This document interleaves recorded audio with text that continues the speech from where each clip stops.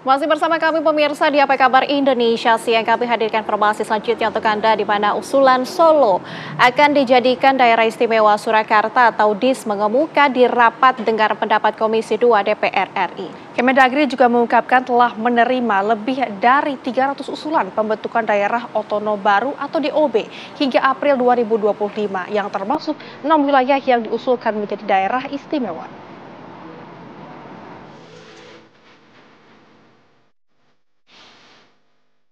Keraton Surakarta melalui Ketua Eksekutif Lembaga Hukum Keraton Edi Wirabumi angkat bicara seputar usulan Kota Solo menjadi daerah istimewa Surakarta. Ia menegaskan butuh adanya political will dari pemerintah dan DPR RI. Edi juga menambahkan Solo menjadi daerah istimewa sebenarnya sudah lama diperjuangkan keraton lewat fakta dan dokumen sejarah, termasuk mensosialisasikan DIS hingga pengajuan uji materi ke MK, namun belum berhasil. Ya biarkan saja, mau dikomentari apa itu nggak akan kemana-mana. Jadi itu akan menjadi atau tidak menjadi itu sangat tergantung satu sisi pihak keraton, sisi lain pemerintah dan DPR. Kalau ini mekanisme political will, kalau ini mekanisme pengajuan pengujian. Meyakinkan tidak hanya masyarakat Kota Solo, harus bisa meyakinkan publik bahwa Kota Solo ini pantas menjadi kota atau daerah istimewa. Ya. Jangan hanya keinginan menjadikan daerah istimewa Kota Solo ini hanya diyakini oleh komunitas-komunitas di Kota Surakarta atau diyakini hanya oleh tokoh-tokoh tertentu yang mengusulkannya. Kalau yang kayak gini nanti tidak baik. Ya.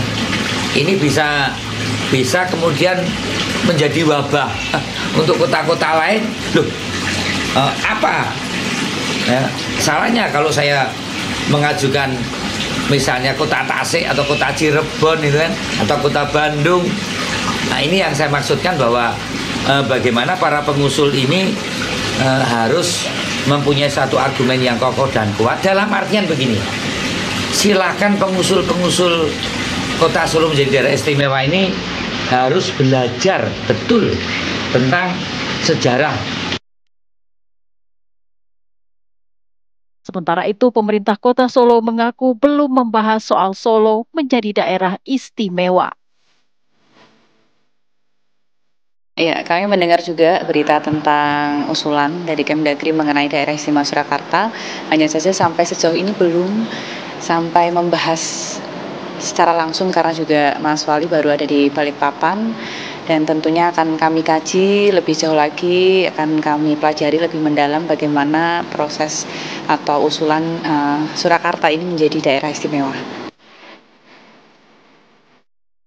Walaupun wacana ini sudah terdengar sejak beberapa tahun lalu, Astrid mengaku belum ada langkah konkret untuk merealisasikannya.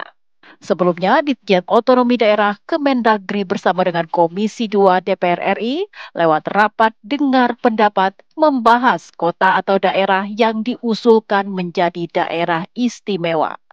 Kemendagri mengungkapkan telah menerima lebih dari 300 usulan pembentukan daerah otonom baru atau DOB hingga April 2025, termasuk 6 wilayah yang diusulkan menjadi daerah istimewa. Tim TV One mengabarkan. Pemirsa, terkait usulan Solo akan dijadikan daerah istimewa Surakarta atau DIS, sudah ada rekan kami Arga Dumadi yang akan melaporkan dari Klaten, Jawa Tengah. Silakan Arga. Ya pemirsa, memang hingga saat ini belum ada langkah yang betul-betul pasti terhadap usulan dari wilayah Solo ini akan dijadikan sebagai daerah istimewa Surakarta. Seperti disampaikan sebelumnya, tadi terakhir ada sebuah pernyataan dari Wakil Wali Kota Solo Astrid Widayani sendiri yang menyatakan bahwa hingga saat ini memang pihaknya dari pemerintah Kota Solo sendiri ini belum melakukan tindakan yang betul-betul nyata terkait usulan tersebut. Karena memang dari pemerintah Kota Solo sendiri ini masih memikirkan hal-hal lain untuk mendorong Kota Solo ini menjadi kota yang lebih maju baik dalam sektor industri maupun juga dalam sektor pariwisata. Dan untuk usulan ini sendiri memang ini sudah berlangsung sebenarnya cukup lama. Beberapa waktu lalu ini juga ada dari pihak Keraton Kasunanan Surakarta yang juga turut berbicara, tepatnya ini adalah KPA Daninur yang menyatakan bahwa usulan ini sudah diajukan memang sudah lama, mengingat bahwa Kota Solo atau tepatnya Surakarta, dan hal ini juga mengacu pada Kasunanan Surakarta dan juga untuk Mangkunegaran sendiri, bahwa dari pihaknya sendiri ini sudah memberikan aksi nyata sebenarnya dari zaman kemerdekaan Republik Indonesia untuk persatuan dan kesatuan di Republik Indonesia. Dan berbicara tentang sejarah, memang untuk wilayah Surakarta sendiri pada tahun 1945 hingga 1946 ini juga sudah menjadi wilayah daerah istimewa Surakarta, namun kemudian keistimewaannya dicabut karena memang kemudian masuk ke wilayah aglomerasi Solo Raya. Dan di tahun 2013 kemarin sebenarnya sudah sempat juga mengajukan uji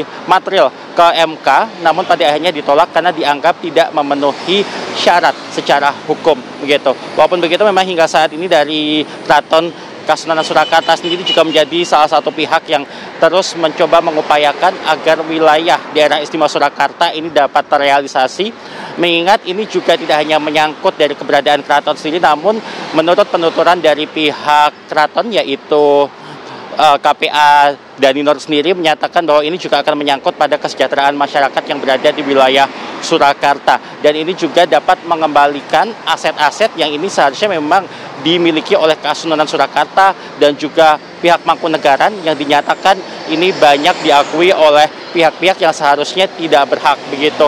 Dan dari pihak Kasunanan Surakarta sendiri juga sempat berbicara dari lembaga hukumnya, yaitu ada Kanjeng Pangeran Edi yang menyatakan bahwa pihaknya hingga saat ini juga memang hanya bisa menunggu saja, karena ini juga butuh aksi nyata, tidak hanya dorongan dari tokoh-tokoh dari wilayah Solo saja, namun juga masih menunggu tindakan nyata dari DPR dan juga pemerintah gitu. Untuk sementara demikian, kembali ke Jakarta. Baik, Arga Dumadi, terima kasih untuk laporan Anda langsung dari Klaten, Jawa Tengah. Selamat bertugas kembali.